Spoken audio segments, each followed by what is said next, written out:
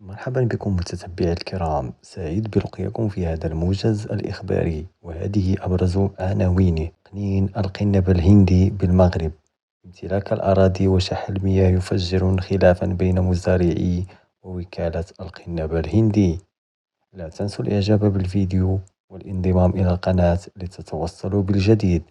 عقب اللقاءات التي عقدتها الوكالة الوطنية لتقنين الأنشطة المتعلقة بالقنب الهندي مع مزارعي الكيف بالأقاليم الثلاث المسموح فيها بزراعة هذه النبتة، انبثقت خلافات ومطالبات جديدة وضعها المزارعون فوق مكتب المديرية بالنيابة للوكالة لمحمد القروج، ويطالب عدد من المزارعين بتحديد مجالات الزراعة في هذه النبتة ووضع حدا لشكايات المندوبية السامية للمياه والغابات التي تتابع بمجهودها عددا من المزارعين وتتبعهم بتهمة استغلال أراضي بطريقة غير قانونية.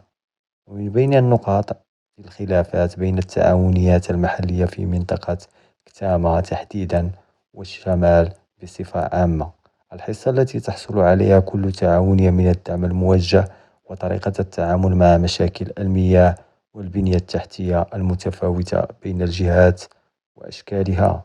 وقال عبد الله الجوط فاعل مدني من منطقة باب برد إن المزارعين يطالبون بعقد مصالحة وإسقاط المتابعة ضدهم.